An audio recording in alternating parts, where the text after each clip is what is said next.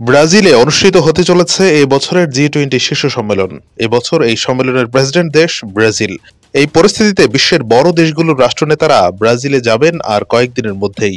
তাদের মধ্যে অন্যতম হলেন ভারতের প্রধানমন্ত্রী নরেন্দ্র মোদী। আর সেই জি-20 সম্মেলন শুরুর আগেই Modi, Putin, Biden, Xi Jinping এর বিশাল বড় কাটআউট পানিতে ডুবিয়ে অভিনব প্রতিবাদ প্রদর্শন করতে দেখা গেল সে দেশের আদিবাসীদের।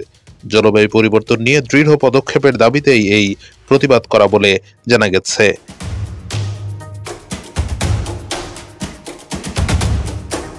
হিন্দুস্তান টাইমস জানিয়েছে, বোটাফোগো বে অঞ্চলে মার্কিন প্রেসিডেন্ট জো বাইডেন, চীনের প্রেসিডেন্ট শি জিনপিং, ইউরোপীয় কমিশনের president Ursula von der Leyen, ভারতীয় প্রধানমন্ত্রী নরেন্দ্র মোদী, রুশ প্রেসিডেন্ট ভ্লাদিমির পুতিন এবং জাপানের প্রধানমন্ত্রী শিগেরু ইশিবার মুখে বিশাল কাটআউট পানিতে অর্ধেক ডুবিয়ে রাখা হয়।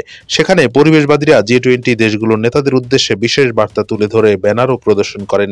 তাতে লেখা ছিল, জি-20 সময় শেষ, পরিবেশ নিয়ে পদক্ষেপ নিন, নয়তো ডুবে মরেন।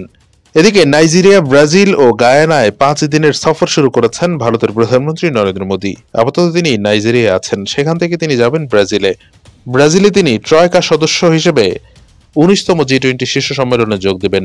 আগামী 18-19 নভেম্বর রিও ডি জেনেরোতে অনুষ্ঠিত সম্মেলনে যোগ দেবেন ভারতের প্রধানমন্ত্রী। এদিকে চীনের প্রেসিডেন্ট শি জিনপিং ও মার্কিন প্রেসিডেন্ট জো বাইডেনও সেই সম্মেলনে উপস্থিত থাকবেন।